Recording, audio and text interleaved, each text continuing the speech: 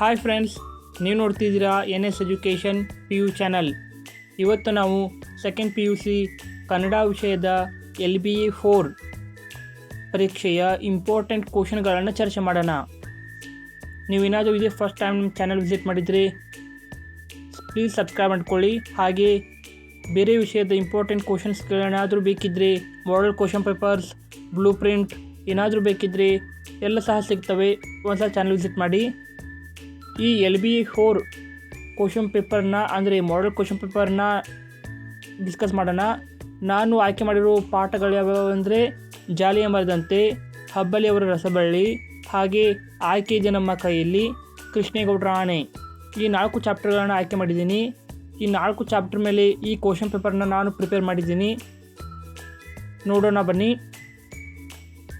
ನಾನು 30 ಮಾರ್ಕ್ಸ್ನ question paper ತಯಾರು ಮಾಡಿದ್ದೀನಿ, 30 ಮಾರ್ಕ್ಸ್ದು.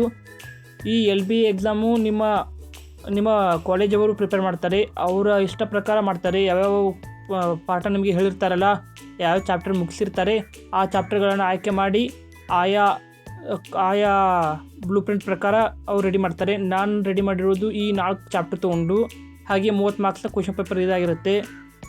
ಈ ಕ್ವಶನ್ ಪೇಪರ್ನ ಆನ್ಸರ್ಗಳನ್ನು ಹಾಗೆ ಕ್ವಶನ್ಸ್ಗಳನ್ನು ಎರಡೂ ಕೂಡ ಚರ್ಚೆ ಮಾಡೋಣ ಈ ವಿಡಿಯೋದಲ್ಲಿ. ಪೂರ್ತಿ ವಿಡಿಯೋ ನೋಡಿ, ಗೊತ್ತಾಗುತ್ತೆ ನಿಮಗೆ.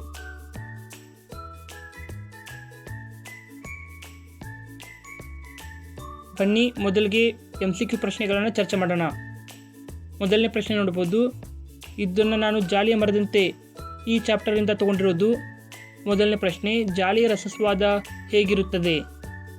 ಇದಕ್ಕೆ ಆನ್ಸರ್ ಬಂದು ನೋಡಿ, ಜಾಲಿ ರಸಸ್ವಾದ ವಿಷದಂತಿರುತ್ತದೆ. ಆಪ್ಷನ್ ಬಿ ವಿಷ, ಇದು ಸರಿಯಾದ ಉತ್ತರ ಆಗಿರ್ತದೆ. ನೋಡ್ಕೋಬೋದು ನೀವು ಇಲ್ಲಿ, ನಾನು ರೈಟ್ ಮಾರ್ಕ್ ಮಾಡಿ ಕೂಡ ಮಾಡಿದ್ದೀನಿ. ಹಾಗೆ ಎರಡನೇ ಪ್ರಶ್ನೆ, ತತ್ವಜ್ಞಾನವನ್ನು ಕೇಳದವರಾರು? ತತ್ವಜ್ಞಾನವನ್ನು ಕೇಳದವರು ಘೋರಪಾಪಿಗಳು. ಇವರು ತತ್ವಜ್ಞಾನವನ್ನು ಕೇಳುವುದಿಲ್ಲ. ಇದನ್ನು ಸಹ ನಾನು ಜಾಲಿಯ ಮರದಂತೆ ಚಾಪ್ಟರಿಂದಾನೇ ತೊಗೊಂಡಿರೋದು. ನೋಡ್ಬೋದು ಆನ್ಸರು ಆಪ್ಷನ್ ಡಿ, ಘೋರಪಾಪಿಗಳು. ಇನ್ನೊಂದು ಪ್ರಮುಖ ವಿಷಯ ಏನಂದರೆ, ನಮ್ಮ ಚಾನಲ್ನಲ್ಲಿ ಮಿಡ್ ಟರ್ಮ್ ಎಕ್ಸಾಮ್ಗೆ ಬೇಕಾದ ಇಂಪಾರ್ಟೆಂಟ್ ಕ್ವಶನ್ಸ್ಗಳು, ಮಾಡೆಲ್ ಕ್ವಶನ್ ಪೇಪರ್ಗಳು ಎಲ್ಲ ಸಹ ಅಪ್ಲೋಡ್ ಮಾಡಿಕೊಡಲಾಗಿದೆ.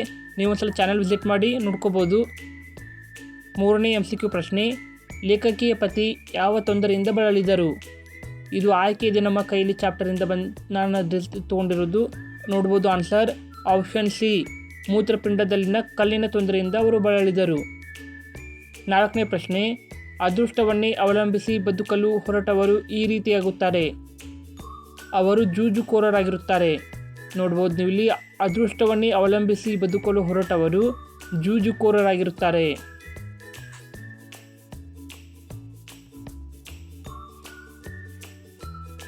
ಐದನೇ ಪ್ರಶ್ನೆ, ಟೆಲಿಫೋನ್ ಸಿಬ್ಬಂದಿ ಯಾರ ವಿರುದ್ಧ ಮುಷ್ಕರ ಹೂಡಿದರು?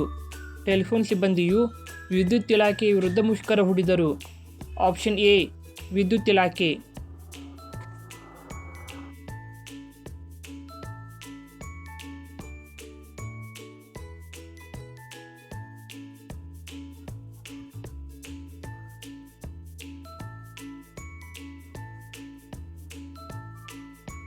ಆರನೇ ಪ್ರಶ್ನೆ, ಬ್ಯಾಸಗಿ ದಿವಸಕ್ಕೆ ಯಾವ ಮರ ತಂಪಾಗಿರುತ್ತದೆ? ಇದಕ್ಕೆ ಆನ್ಸರ್ ನೋಡಿ, ಬೇವಿನ ಮರ. ಬ್ಯಾಸಗಿ ದಿವಸಕ್ಕೆ ಬೇವಿನ ಮರವು ತಂಪಾಗಿರುತ್ತದೆ. ಇದೇ ಆನ್ಸರ್ ಇದಕ್ಕೆ.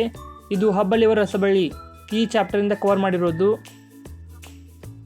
ಇವೆಲ್ಲ ಇಂಪಾರ್ಟೆಂಟ್ ಕ್ವಶನ್ಗಳು ನಿಮ್ಮ LBA ಎಕ್ಸಾಮ್ಗೆ ಬಂದೇ ಬರುತ್ತೆ. ಹಾಗೆ 7ನೇ ಪ್ರಶ್ನೆ ನೋಡ್ಬೋದು.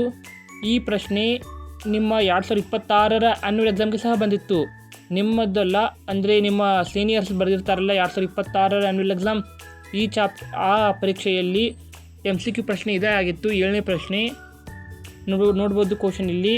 ಆನೆ ಅಷ್ಟು ದೊಡ್ಡ ಪ್ರಾಣಿಯಾದರೂ ಸುಳಿವೆ ಕೊಡದೆ ತಂಗಾಳಿಯಂತೆ ಓಡಾಡಬಲ್ಲದು ಎನ್ನುವುದು ನಾಗರಾಜನ ಸರ್ವೀಸಿನಲ್ಲಿ ಎಷ್ಟೋ ಸಾರಿ ಗಮನಕ್ಕೆ ಬಂದಿತ್ತು. ಅದಕ್ಕೆ ಅವನು ಮೈಯೆಲ್ಲ ಕಣ್ಣಾಗಿ ಕುಳಿತಿದ್ದ. ಇಲ್ಲಿ ಆನೆ ಕುರಿತು ಹೇಳಿರುವ ಸಂಗತಿ ಏನು? ಇದೇ ಕ್ವಶನ್. ಆನ್ಸರ್ ನೋಡಿಲ್ಲಿ ಆಪ್ಷನ್ ಬಿ, ಆನೆ ದೊಡ್ಡ ಪ್ರಾಣಿ, ಅದು ಸೂಕ್ಷ್ಮವಾಗಿ ವರ್ತಿಸುತ್ತದೆ. ಈ ಹೇಳಿಕೆ ಇದೆಯಲ್ಲ, ಅಂದರೆ ಈ ಪ್ಯಾರಾಗ್ರಾಫ್ ಏನನ್ನ ಸೂಚಿಸ್ತದೆ, ಏನನ್ನ ಮೀನಿಂಗ್ ಕೊಡ್ತದೆ ಅನ್ನೋದು ಈ ಕ್ವಶನ್ ಆಗಿತ್ತು. ಆಪ್ಷನ್ ಬಿ, ಆನೆ ದೊಡ್ಡ ಪ್ರಾಣಿ, ಅದು ಸೂಕ್ಷ್ಮವಾಗಿ ವರ್ತಿಸುತ್ತದೆ. ಇದೇ ಆನ್ಸರ್ ಇದಕ್ಕೆ.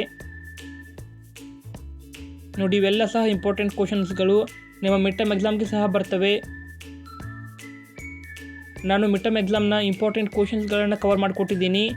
ಅವನ್ನೆಲ್ಲ ನಾನು ಡಿಸ್ಕ್ರಿಪ್ಷನ್ ಬಾಕ್ಸಲ್ಲಿ ಹಾಕಿರ್ತೀನಿ. ಹಾಗೆ ನಮ್ಮ ವಾಟ್ಸಪ್ ಗ್ರೂಪ್ನ ಚಾನಲ್ ಸಹ ಹಾಕಿರ್ತೀನಿ. ವಾಟ್ಸಪ್ ಗ್ರೂಪ್ಗೆ ಜಾಯ್ನ್ ಆಗಿ ಅಲ್ಲಿ ನಿಮಗೆ ಇಂಪಾರ್ಟೆಂಟ್ ಕ್ವಶನ್ಸ್ ಹಾಗೆ ಮಾಡೆಲ್ ಕ್ವಶನ್ ಪೇಪರ್ಗಳನ್ನ ಫ್ರೀಯಾಗಿ ನಿಮಗೆ ಕೊಡ್ತಿದ್ದೀವಿ. ಜಾಯ್ನ್ ಆಗಿ. ಹಾಗೆ ಬೆಟ್ಟ ಸ್ಥಳ ಪ್ರಶ್ನೆಗಳನ್ನ ನೋಡೋಣ. 7ನೇ ಪ್ರಶ್ನೆ, ದುರಾಸೆಯ ಹುಡುಗನನ್ನು ನಿರಾಕರಿಸಿದವರು ಯಾರು? ಇಲ್ಲಿ ನೋಡ್ಬೋದು ನಿಶಾ ಶರ್ಮಾ. 8ನೇ ಪ್ರಶ್ನೆ, ನಿರೂಪಕರ ಪ್ರಕಾರ ಮುನ್ಸಿಪಾಲಿಟಿ ಪ್ರೆಸಿಡೆಂಟರ ಕರ್ತವ್ಯ ಡ್ಯಾಶ್. ಮುನ್ಸಿಪಾಲಿಟಿ ಪ್ರೆಸಿಡೆಂಟರ ಕರ್ತವ್ಯ ಊರನ್ನು ಸ್ವಚ್ಛವಾಗಿಡುವುದು. 9ನೇ ಪ್ರಶ್ನೆ, ತಾಯಿಯನ್ನು ಡ್ಯಾಶ್ಗೆ ಹೋಲಿಸಲಾಗಿದೆ. ತಾಯಿಯನ್ನು ಜ್ಯೋತಿಗೆ ಹೋಲಿಸಲಾಗಿದೆ. 10ನೇ ಪ್ರಶ್ನೆ, ಮುನ್ಸಿಪಾಲಿಟಿ ಪ್ರೆಸಿಡೆಂಟರ ಹೆಸರು ಡ್ಯಾಶ್. ಮುನ್ಸಿಪಾಲಿಟಿ ಪ್ರೆಸಿಡೆಂಟರ ಹೆಸರು ಖಾನ್ ಸಾಹೇಬ್. ಹೊಂದಿಸಿ ಬರೆಯಿರಿ. ನೋಡ್ಬೋದು ನೀವು ಇಲ್ಲಿ ಮೂರನೇ ಹೆಡ್ ಕ್ವಶನಲ್ಲಿ 11ನೇ ಪ್ರಶ್ನೆ, ಹಬ್ಬಳ್ಳಿಯವರ ರಸಬಳ್ಳಿ. ಇದಕ್ಕೆ ಸರಿಯಾದ ಆನ್ಸರ್ ಬಂದು ಜನಪದ ಕಾವ್ಯ. ನೋಡ್ಬೋದು ಹಬ್ಬಳ್ಳಿಯವರ ರಸಬಳ್ಳಿ ಇದು ಮೂಲತಃ ಒಂದು ಜನಪದ ಕಾವ್ಯ ಆಗಿರ್ತದೆ. ಇದಕ್ಕೆ 3ನೇದು ಸರಿಯಾದ ಆನ್ಸರ್ ಆಗಿರುತ್ತೆ. ಕೆಳಗೆ ಉತ್ತರಗಳು ಸಹ ನಾನು ಕೊಟ್ಟಿದ್ದೀನಿ. ಹಾಗೆ ಕೃಷ್ಣೇಗೌಡ ರಾಣೆ ಈ ನಾಟಕವನ್ನು ಬರೆದವರು KP ಪೂರ್ಣಚಂದ್ರ ತೇಜಸ್ವಿಯವರು. ಹಾಗೆ ಜಾಲಿಯ ಮರದಂತೆ ಇದಕ್ಕೆ ಸರಿಯಾದ ಉತ್ತರ ಬಂದು ಪುರಂದರದಾಸರು. ನೋಟ್ಸ್ ಮಾಡ್ಕೊಳ್ಳಿ, ಬಂದೇ ಬರುತ್ತೆ ನಿಮ್ಮ ಎಕ್ಸಾಮ್ಗೆ. ಹಾಗೆ 2 ಅಂಕದ ಪ್ರಶ್ನೆಗಳನ್ನು ನೋಡೋಣ. 14ನೇ ಪ್ರಶ್ನೆ, ಯಾರಿಗೆ ಷಡ್ರಸನ್ನವರ್ಣಿಕೆ ಉಪಯೋಗವಿಲ್ಲ, ಏಕೆ? 15ನೇ ಪ್ರಶ್ನೆ, ಹಿತ್ತಾಳೆಗಿಂತ ಬಲುಹೀನ ಯಾವುದು? ಹಾಗೆ 16ನೇ ಪ್ರಶ್ನೆ, ಫಾರೆಸ್ಟ್ ಡಿಪಾರ್ಟ್ಮೆಂಟ್ನವರ ನಂಬರ್ 1 ಎನಿಮಿಗಳು ಯಾರು? ಇದಕ್ಕೆ ಆನ್ಸರ್ ನೋಡಿ, PWDನವರು, ಕರೆಂಟಿನವರು ಹಾಗೆ ಟೆಲಿಫೋನ್ ಡಿಪಾರ್ಟ್ಮೆಂಟ್ನವರು. 17ನೇ ಪ್ರಶ್ನೆ, ಯಾವ ಉತ್ತರಗಳಿಂದ ಲೇಖಕಿಗೆ ತೃಪ್ತಿಯಾಗಲಿಲ್ಲ? ಇವು 2 ಅಂಕದ ಪ್ರಮುಖ ಪ್ರಶ್ನೆಗಳಾಗಿದ್ದವು. ಹಾಗೆ 3 ಅಂಕದ ಸಂದರ್ಭದ ಪ್ರಶ್ನೆಯನ್ನು ನೋಡೋಣ. 18ನೇ ಪ್ರಶ್ನೆ, ಮುಂಬಯಿಯ ಪ್ರಸಿದ್ಧ ನ್ಯಾಯವಾದಿಯಾದರು. ಇದು ಆಯ್ಕೆ ಇದೆ ನಮ್ಮ ಕೈಯಲ್ಲಿ ಈ ಚಾಪ್ಟರ್ನ ಸಂದರ್ಭ. ಹಾಗೆ 19ನೇ ಪ್ರಶ್ನೆ, ವೆಪನ್ ಸಾರ್ ವೆಪನ್ ನಮಗೆ ಮುಖ್ಯ. ಇದು ತುಂಬ ಸಲ ರಿಪೀಟ್ ಆಗಿರೋ ಕ್ವಶನ್, ಕೃಷ್ಣೇಗೌಡ ರಾಣಿ ಚಾಪ್ಟರ್ದು. ಹಾಗೆ ಅದೇ ಚಾಪ್ಟರ್ ಇನ್ನೊಂದು ಕ್ವಶನ್, ಡ್ರೈವರನ್ನು ಎತ್ತಲಾಗಿ ಹೋದ, ಇಲ್ಲೇ ಇದ್ದನಲ್ಲ. ಈ 3 ಸಹ ತುಂಬ ಇಂಪಾರ್ಟೆಂಟ್ ಆಗಿರೋವು. ಪ್ರತಿ ಸಲ ರಿಪೀಟ್ ಆಗಿರುತ್ತೆ ನಿಮ್ಮ ಆ್ಯನ್ಯುವಲ್ ಎಕ್ಸಾಮ್ಗೆ, ಪ್ರಿಪ್ರೇಟ್ರಿ ಹಾಗೆ ಮಿಡ್ ಟರ್ಮ್ ಎಕ್ಸಾಮ್ಗೆ. ಸೊ ನಾನು ಬೇಕಂತಲೇ LB ಎಕ್ಸಾಮ್ಗೆ ತೊಗೊಂಡಿರೋದು. ನಿಮ್ಮ ಕಾಲೇಜವರು ಸಹ ರಿಪೀಟ್ ಆಗಿರೋ ಕ್ವಶನ್ಸ್ಗಳನ್ನೇ ಆಯ್ಕೆ ಮಾಡ್ತಾರೆ. ಅದೇ ಕಾರಣಕ್ಕೆ ನಾನು ಇವುಗಳನ್ನ ತೊಗೊಂಡಿರೋದು. ಹಾಗೆ ಮೇನಾಗಿ 4 ಅಂಕದ ಪ್ರಶ್ನೆಗೆ ಬರೋಣ. 21ನೇ ಪ್ರಶ್ನೆ, ಅರಣ್ಯ ಇಲಾಖೆ ಶತ್ರುಗಳ ಕಾರ್ಯಭಾರವನ್ನು ನಾಗರಾಜ್ ವಿವರಿಸಿದ್ದು ಹೇಗೆ? ಅರಣ್ಯ ಇಲಾಖೆ ಶತ್ರುಗಳು ಅದೇ ಹೇಳಿದ್ನೆಲ್ಲ 3 ಶತ್ರುಗಳು, PWDನವರು, ಕರೆಂಟಿನವರು ಮತ್ತು ಟೆಲಿಫೋನಿನವರು. ಈ 3 ಡಿಪಾರ್ಟ್ಮೆಂಟ್ನವರ ಬಗ್ಗೆ ನಾಗರಾಜ್ ಲೇಖಕರಿಗೆ ವಿವರಿಸ್ತಾನೆ. ಅಂದರೆ ಲೇಖಕರು KP ಪೂರ್ಣಚಂದ್ರ ತೇಜಸ್ವಿ ಅವರು. ಆತನ ನಾಗರಾಜನ ಆಫೀಸಿಗೆ ಹೋದಾಗ ನಾಗರಾಜ್ ಅವರ ಬಗ್ಗೆ ವಿವರಿಸ್ತಾನೆ. ಆ ಸಂದರ್ಭವನ್ನು ನೀವು ಬರಿಬೇಕಾಗ್ತದೆ. ಹಾಗೆ 22ನೇ ಪ್ರಶ್ನೆ, ನಿದ್ರೆ ಮಂಪರಿನಲ್ಲಿದ್ದ ಡ್ರೈವರ್ ಪರಂಧಾಮಕ್ಕೆ ಹೋದ ಸಂದರ್ಭವನ್ನು ವಿವರಿಸಿ. ಅಂದರೆ ಡ್ರೈವರ್ ಸತ್ತು ಹೋದ ಸಂದರ್ಭವನ್ನು ನಾವು ವಿವರಿಸಬೇಕಾಗ್ತದೆ. ಅದೇ ಕ್ವಶನ್ ಇದು. ನೋಡ್ಬೋದು ನೀವು ಇಲ್ಲಿ. ಇವೆರಡೂ ಸಹ ತುಂಬ ಇಂಪಾರ್ಟೆಂಟ್ ಆಗಿರೋ ಕ್ವಶನ್ಸ್, ತುಂಬ ಸಹ ರಿಪೀಟ್ ಆಗಿರೋದು. ಆದ್ದರಿಂದ ನಾನೇ LB ಎಕ್ಸಾಮ್ಗೆ ತೊಗೊಂಡಿರೋದು. ಮಿಸ್ ಮಾಡೋಕ್ಕೆ ಹೋಗಬೇಡಿ, ಓದ್ಕೊಳ್ಳಿ. ಹಾಗೆ ನಿಮಗೆ ಏನಾದರೂ ಇಂಪಾರ್ಟೆಂಟ್ ಕ್ವಶನ್ಸ್ಗಳೇನಾದರೂ ಬೇಕಿದ್ದರೆ ನಮ್ಮ ಚಾನಲ್ ವಿಸಿಟ್ ಮಾಡಿ. ನಾವು ಮಿಡ್ ಟರ್ಮ್ಗೆ ಹಾಗೆ ಲಾಸ್ಟ್ ಇಯರ್ 80ಕ್ಕೆ 80 ಅಂಕ ಪಡೆದ ಆ್ಯನ್ಯುವಲ್ ಎಕ್ಸಾಮ್ನ ಆನ್ಸರ್ ಶೀಟ್ಗಳನ್ನ ಅಪ್ಲೋಡ್ ಮಾಡಿಕೊಟ್ಟಿದ್ದೀವಿ. ಎಲ್ಲ ಮಾಡೆಲ್ ಕ್ವಶನ್ ಪೇಪರ್ನ ಅಪ್ಲೋಡ್ ಮಾಡಿಕೊಟ್ಟಿದ್ದೀವಿ. ಪ್ಲೀಸ್ ಚಾನಲ್ನ ವಿಸಿಟ್ ಮಾಡಿ, ಪ್ಲೀಸ್ ಸಪೋರ್ಟ್ ಮಾಡಿ. Thank you for watching.